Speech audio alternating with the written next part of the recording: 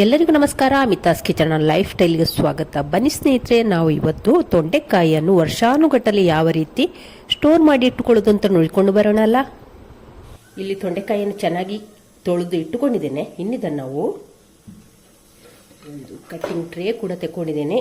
ಇವಾಗ ತೊಂಡೆಕಾಯಿಯ ತೊಟ್ಟು ತೆಗೆದ್ರೂ ಆಗ್ತದೆ, ತೆಗೆದಿದ್ರೂ ಆಗ್ತದೆ. ಇದರಲ್ಲಿ ಎರಡು ಭಾಗವಾಗಿ ಕಟ್ ಮಾಡಿ, ಇದನ್ನು ಎರಡು ರೀತಿಯಲ್ಲಿ ಕಟ್ ಮಾಡಿಕೊಳ್ಬೋದು. ನೋಡಿ, ತೊಂಡೆಕಾಯಿಯನ್ನು 4 ಭಾಗವಾಗಿ ಹೀಗೆ ಕೂಡ ಕಟ್ ಮಾಡಿಕೊಳ್ಬೋದು. ಹೀಗೆ ನೋಡಿ 4 ಭಾಗ ಮಾಡಿದೆ. ಇನ್ನೊಂದು ರೀತಿ ಏನಂದರೆ ಇದನ್ನು ಹೀಗೆ ತೆಳ್ಳಗೆ ಹೀಗೆ ನೋಡಿ ಈ ರೀತಿ ಕೂಡ ಕಟ್ ಮಾಡಿಕೊಳ್ಬೋದು. ಈ ರೀತಿ ಕೂಡ 4 ಭಾಗ ಮಾಡಿಕೊಳ್ಬೋದು. ಹೀಗೂ ಮಾಡಿಕೊಳ್ಬೋದು 4 ಭಾಗ. ಇವಾಗ ನಾನು ಈ ರೀತಿಯಲ್ಲಿ ಮಾಡಿಕೊಳ್ತೇನೆ. ಹೀಗೆ 4 ಭಾಗ ಈ ರೀತಿಯಲ್ಲಿ ಮಾಡಿಕೊಳ್ತೇನೆ. ತೆಳ್ಳಗೆ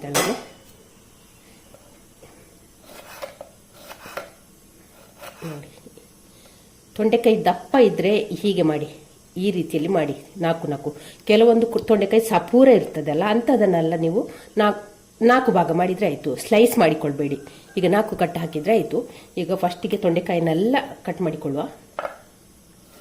ತೊಂಡೆಕಾಯಿ ನೋಡಿ ಕಟ್ ಮಾಡಿಕೊಂಡೆಲ್ಲ ಆಯಿತು. ಹೀಗೆ ಸ್ಲೈಸ್ ಮಾಡಿ ಇಟ್ಕೊಂಡಿದ್ದೇನೆ. ಇನ್ನಿದನ್ನು ನಾವು ಇವಾಗ ಇಲ್ಲಿ ಸ್ಟವ್ ಮೇಲೆ ಒಂದು ಪಾತ್ರೆ ಇಟ್ಟಿದ್ದೇನೆ. ಅದಕ್ಕೆ ಈಗ 1 ಲೋಟದಷ್ಟು ನೀರನ್ನು ಹಾಕಿಕೊಳ್ತಾ ಇದ್ದೇನೆ. ಅದಕ್ಕೆ ಈಗ 1/4 ಟೀ ಸ್ಪೂನಷ್ಟು ಅರಶಿನ, 1 ಟೀ ಸ್ಪೂನಷ್ಟು ರೆಡ್ ಚಿಲ್ಲಿ ಪೌಡ್ರು, ರುಚಿಗಾಗುವಷ್ಟು ಉಪ್ಪು, ಇಂಗನ್ನು ಹಾಕ್ತಾ ಇದ್ದೇನೆ. ಗಟ್ಟಿ ಇಂಗು ಕೂಡ ಹಾಕಿಕೊಳ್ಬೋದು. ಗಟ್ಟಿ ಇಂಗು ಹಾಕಿದರೆ ಸ್ಟ್ರಾಂಗ್ ಇರ್ತದೆ, ಅದುವೇ ಒಳ್ಳೆಯದು. ನನ್ನ ಹತ್ರ ಇರಲಿಲ್ಲ, ಹಾಗೆ ಇಲ್ಲಿ ಇಂಗಿನ ಪೌಡ್ರನ್ನು ಹಾಕ್ತಾ ಇದ್ದೇನೆ. ಅದನ್ನು ಚೆನ್ನಾಗಿ ಮಿಕ್ಸ್ ಮಾಡುವ. ಇವಾಗ ಇದಕ್ಕೆ ಕಟ್ ಮಾಡಿ ಇಟ್ಕೊಂಡಂಥ ತೊಂಡೆಕಾಯಿಯನ್ನು ಹಾಕುವ.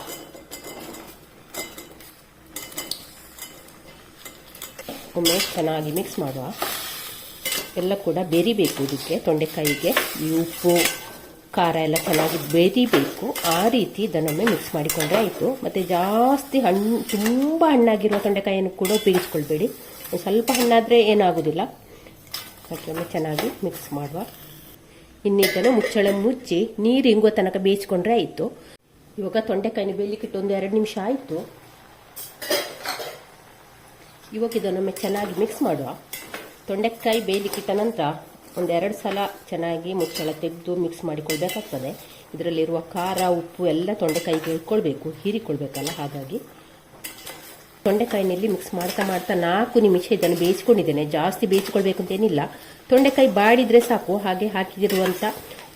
ಹಾಗೆ ಹಾಕಿರುವಂಥ ಮಸಾಲೆ ಎಲ್ಲ ತೊಂಡೆಕಾಯಿ ಹೀರಿಕೊಂಡ್ರೆ ಆಯಿತು. ನೀರು ಡ್ರೈ ಆದರೆ ಆಯಿತು. ನೋಡಿ, ಇನ್ನು ಇದನ್ನು ಸ್ಟವ್ ಆಫ್ ಮಾಡುವ. ಹಾಗೆ ಪೂರ್ತಿ ತಣ್ಣಗಾಗಲಿಕ್ಕೆ ಬಿಡುವ. ಇವಾಗ ಇಲ್ಲಿ ತಣ್ಣಗಾದಂಥ ತೊಂಡೆಕಾಯಿಯನ್ನು ಬಿಸಿಲಲ್ಲಿ ಒಣಗಿಸಬೇಕು. ಶೀಟು ಹಾಕಿದ್ರೂ ಆಗ್ತದೆ, ಪ್ಲೇಟಲ್ಲಿ ಇಟ್ಟರೂ ಆಗ್ತದೆ. ನಾನು ಪ್ಲಾಸ್ಟಿಕ್ ನಾನಿಲ್ಲಿ ಶೀಟ್ ಹಾಕಿ ಒಣಗಿಸ್ತೇನೆ. ತೊಂಡೆಕಾಯಿಯನ್ನು ನೋಡಿ ಈ ರೀತಿ ಬಿಸಿಲಿಗೆ ಶೀಟ್ ಮೇಲೆ ಹಾಕಿದ್ದೇನೆ. ಒಂದರ ಮೇಲೆ ಒಂದರಂತೆ ಹಾಕಬೇಡಿ, ಎಲ್ಲ ಬಿಡಿ ಬಿಡಿಯಾಗಿ ಹಾಕಿದರೆ ಆಯಿತು.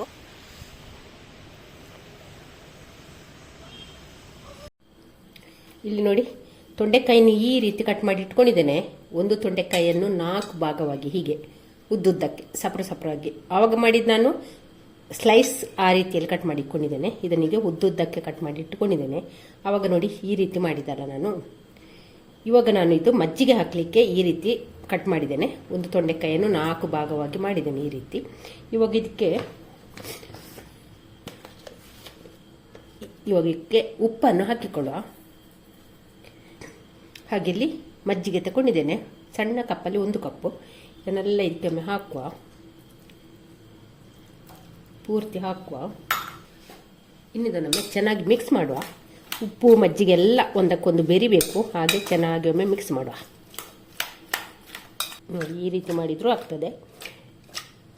ನೋಡಿ, ಹೀಗೆ ಒಮ್ಮೆ ಚೆನ್ನಾಗಿ ಮಜ್ಜಿಗೆಯಲ್ಲಿ ತೊಂಡೆಕಾಯಿ ಚೆನ್ನಾಗಿ ಮಿಕ್ಸ್ ಆಯಿತು. ಇನ್ನು ಇದನ್ನು ನಾವು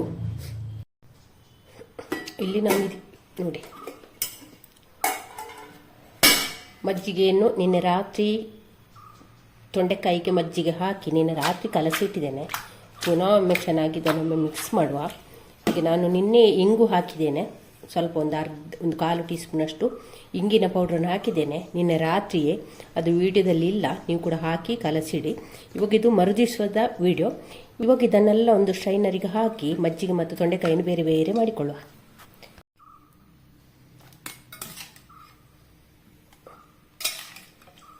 ಎಲ್ಲ ಸೋಸಿಕೊಂಡಿದ್ದೇನೆ. ತೊಂಡೆಕಾಯಿಯನ್ನು ಇನ್ನು ಒಂದು 1/4 ಗಂಟೆ ಹೀಗೆ ಬಿಡುವ. ಇದರಲ್ಲಿರುವ ಮಜ್ಜಿಗೆಲ್ಲ ಇಳಿದು ಹೋಗಲಿ. ಇವಾಗ ನೋಡಿ 1/4 ಗಂಟೆ ಆಯಿತು, ಮಜ್ಜಿಗೆಲ್ಲ ಇಳಿದು ಹೋಗಿದೆ ಕೂಡ. ಇನ್ನಿದನ್ನು ನೋಡಿ ಮಜ್ಜಿಗೆಲ್ಲ ಇಳಿದು ಹೋಗಿದೆ. ಇನ್ನಿದನ್ನು ಬಿಸಿಲಲ್ಲಿ ಒಣಗಿಸುವ. ಬಟ್ಟೆ ಮೇಲೆ ಹಾಕಿದ್ರೂ ಆಗ್ತದೆ, ಇಲ್ಲ ಪ್ಲಾಸ್ಟಿಕ್ ಕವರಲ್ಲಿ ಹಾಕಿದ್ರೂ ಆಗ್ತದೆ, ಇಲ್ಲರೆ ತಟ್ಟೆಯಲ್ಲಿ ಕೂಡ ಹಾಕಿಕೊಂಡ್ರೆ ಆಗ್ತದೆ. ನಾನು ಇದನ್ನು ಪ್ಲಾಸ್ಟಿಕ್ ಕವರಲ್ಲಿ ಹಾಕಿ ಒಣಗಿಸ್ತಾ ಇದ್ದೇನೆ. ಮಜ್ಜಿಗೆಯಲ್ಲಿ ಹಾಕಿದಂಥ ತೊಂಡೆಕಾಯಿಯನ್ನು ಈ ರೀತಿ ಒಣಗಿಸಿದ್ದೇನೆ ನೋಡಿ. ಇದು ಕೂಡ ಅಷ್ಟೇ, ದೂರ ದೂರ ಹಾಕಿ ಒಣಗಿಸಿದ್ರೆ ಆಯಿತು. ಒಣಗಲಿ ಚೆನ್ನಾಗಿ 6-7 ಬಿಸಿಲಲ್ಲಿ ಒಣಗಬೇಕಿದು. ಇಲ್ಲಿ ನೋಡಿ ತೊಂಡೆಕಾಯಿಯನ್ನು ಮಜ್ಜಿಗೆಯಲ್ಲಿ ಹಾಕಿ 1 ದಿವಸ ಒಣಗಿದೆ. ಇನ್ನೀಗ ನಾವು ನಿನ್ನೆ ಹಾಕಿಟ್ಟಿದ್ದೇವಲ್ಲ ಅದೇ ಮಜ್ಜಿಗೆಗೆ ಇದನ್ನೀಗ ಹಾಕಿಕೊಳ್ಳುವ. ಹಾಕಿ ಚೆನ್ನಾಗಿ ಮಿಕ್ಸ್ ಮಾಡುವ. ಮಿಕ್ಸ್ ಆದ ನಂತರ ಮುಚ್ಚಳ ಮುಚ್ಚಿ ಹೀಗೆ ಇಡುವ. ಇನ್ನು ನಾಳೆ ಇದರಿಂದ ತೆಗೆದ್ರೆ ಆಯಿತು. ಇಲ್ಲಿ 2 ವಿಧಾನದಲ್ಲಿ ತೊಂಡೆಕಾಯಿಯನ್ನು ಒಣಗಿಸುವುದನ್ನು ಮಾಡಿದ್ದೇನೆ. ಇದು ಮಜ್ಜಿಗೆ ಹಾಕಿ ಒಣಗಿಸಿದ್ದು. ಇದಕ್ಕೊಂದು 5 ದಿವಸ ಆದರೂ ಒಣಗಬೇಕು. ಚೆನ್ನಾಗಿ ಬಿಸಿಲಿರುವಂಥ ಬಿಸಿಲಿಗೆ ಚೆನ್ನಾಗಿ ಬಿಸಿಲಿದ್ರೆ ಒಂದು 5 ದಿವಸ ಆದರೂ ಒಣಗಬೇಕು. ಹಾಗೆ ಇದು ಬೇಯಿಸಿ ಮಾಡಿದಂಥ ತೊಂಡೆಕಾಯಿ, ಇದನ್ನೊಂದು 4 ದಿವಸ ಒಣಗಿಸಿದ್ರು ಸಾಕಾಗ್ತದೆ. ಚೆನ್ನಾಗಿ ಒಣಗಬೇಕು, ಅದು ಕಟ್ ಆಗಬೇಕು, ಆ ರೀತಿ ಒಣಗಿಸಿದ್ರೆ ಆಯಿತು. ಇವಾಗ ಇದನ್ನು ನಾನು ಫ್ರೈ ಮಾಡಿ ತೋರಿಸ್ತೇನೆ. ಇವಾಗ ಇಲ್ಲಿ ಒಂದು ಬಾಣಲೆಗೆ ಕೊಬ್ಬರಿ ಎಣ್ಣೆ ಹಾಕಿ ಕಾಯ್ಲಿಕ್ಕೆ ಇಟ್ಟಿದ್ದೇನೆ. ಎಣ್ಣೆ ಚೆನ್ನಾಗಿ ಕಾದ ನಂತರ ಬೆಂಕಿಯನ್ನು ಮೀಡಿಯಂ ಫ್ಲೇಮಿಗೆ ಹಾಕಿಕೊಂಡ್ರೆ ಆಯಿತು. ಇವಾಗ ಫಸ್ಟಿಗೆ ಮಜ್ಜಿಗೆಯಲ್ಲಿ ಹಾಕಿ ಒಣಗಿಸಿದಂಥ ತೊಂಡೆಕಾಯಿನ ಹಾಕ್ತಾ ಇದ್ದೇನೆ. ಜಾಸ್ತಿ ಉರಿ ಇಟ್ಕೊಳ್ಳೋದು ಬೇಡ, ಹದವಾಗಿ ಇಟ್ಕೊಂಡ್ರೆ ಆಯಿತು. ನೋಡಿ ಎಷ್ಟು ಸಣ್ಣ ಸಣ್ಣಕ್ಕಿದ್ದ ನೋಡಿ, ಎಷ್ಟು ದಪ್ಪ ದಪ್ಪ ಆಯ್ತು ನೋಡಿ. ಇದು ಹದವಾದ ಉರಿಯಲ್ಲಿ ಇದನ್ನು ಫ್ರೈ ಮಾಡಬೇಕು. ಒಮ್ಮೆಗೆ ಉರಿ ಜಾಸ್ತಿ ಇಟ್ಟರೆ ಉಂಟಲ್ಲ, ಒಮ್ಮೆಗೆ ಕಪ್ಪಾಗ್ತದೆ, ಒಳಗೆ ಬೆಂದಿರುವುದಿಲ್ಲ, ಮೆತ್ತಗಿರ್ತದೆ. ಹಾಗೆ ಫ್ರೈ ಮಾಡೋದ್ರಲ್ಲಿ ಸಹ ಉಂಟು.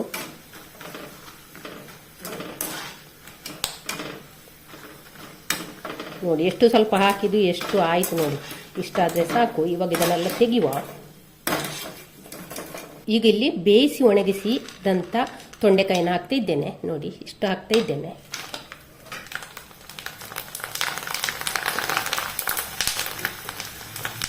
ನೋಡಿ ಇದು ಕೂಡ ಎಷ್ಟು ದಪ್ಪ ಆಯಿತು ನೋಡಿ. ಇದನ್ನು ನಾನು ಸ್ಲೈಸ್ ರೀತಿಯಲ್ಲಿ ಕಟ್ ಮಾಡಿದ್ದು. ಇದೆಲ್ಲ ಅಗಲಾಗಿದೆ ನೋಡಿ. ಅದನ್ನೆಲ್ಲ 4 ಸ್ಕ್ವೇರ್ ರೀತಿಯಲ್ಲಿ ಕಟ್ ಮಾಡಿದ್ದು ನೋಡಿ. ಇವಾಗ ಇದನ್ನು ಕೂಡ ತೆಗೆಯುವ. ನೋಡಿ ಎಷ್ಟು ಸ್ವಲ್ಪ ಹಾಕಿದ್ದು ಎಷ್ಟು ಆಯಿತು ನೋಡಿ. ಇಲ್ಲಿ ನೋಡಿ ತೊಂಡೆಕಾಯಿನಲ್ಲಿ ಫ್ರೈ ಮಾಡಿ ಆಯಿತು. ಇದು ಮಜ್ಜಿಗೆಯಲ್ಲಿ ಹಾಕಿ ಮಾಡಿದಂಥ ತೊಂಡೆಕಾಯಿ. ಮಜ್ಜಿಗೆಯಲ್ಲಿ ತೊಂಡೆಕಾಯಿ ಹಾಕುವಾಗ ನೀವು ಬೇಕಾದ್ರೆ ಇದಕ್ಕೆ ಮೆಣಸು ಕೂಡ ಹಾಕಿಕೊಳ್ಬೋದು. ಕಟ್ ಮಾಡಿದ ಕಾಯಿ ಮೆಣಸನ್ನು ಕೂಡ ಹಾಕಿಕೊಳ್ಬೋದು. ಇದರ ಜೊತೆ ಅದು ಕೂಡ ಒಣಗಿಸ್ಕೊಳ್ಬೋದು. ಅಂದರೆ ಆವಾಗ ಇದು ತೊಂಡೆಕಾಯಿ ಸಹ ಒಂದು ಸ್ವಲ್ಪ ಖಾರ ಖಾರ ಅನಿಸ್ತದಲ್ಲ, ಹಾಗೆ ಮಾಡಿಕೊಳ್ಬೋದು. ಹಾಗೆ ಇದು ನೋಡಿ, ಇದು ಬೇಯಿಸಿ ಒಣಗಿಸಿದಂಥ ತೊಂಡೆಕಾಯಿ ಈ ರೀತಿ ನೋಡಿ, ಸ್ಲೈಸ್ ಈ ರೀತಿ ಕಟ್ ಮಾಡಿಕೊಂಡಿದ್ದೇನೆ ನೋಡಿ. ತೊಂಡೆಕಾಯಿಯನ್ನು ಒಣಗಿಸಿ ಇದನ್ನು ಒಣಗಿಸಿ 1 ವರ್ಷ ತನಕ ಸ್ಟೋರ್ ಮಾಡ್ಬೋದು, ಏನಾಗೋದಿಲ್ಲ. ಅಂದರೆ ಚೆನ್ನಾಗಿ ಒಣಗಬೇಕು, ಒಂದು 5 ದಿವಸ ಆದರೂ ಚೆನ್ನಾಗಿ ಒಣಗಬೇಕು ನೋಡಿ. ಎಷ್ಟು ಸುಲಭವಾಗಿ ತೊಂಡೆಕಾಯಿಯನ್ನು ಸ್ಟೋರ್ ಮಾಡಿ ಇಡ್ಬೋದಲ್ಲ. ನಿಮ್ಮ ಮನೆಯಲ್ಲಿ ಬೆಳೆದಂಥ ತೊಂಡೆಕಾಯಿ ಎಲ್ಲ ವೇಸ್ಟ್ ಆಗೋದಿದ್ರಲ್ಲ, ಈ ರೀತಿ ಮಾಡಿ ಇಡ್ಬೋದು ನಿಮಗೆ.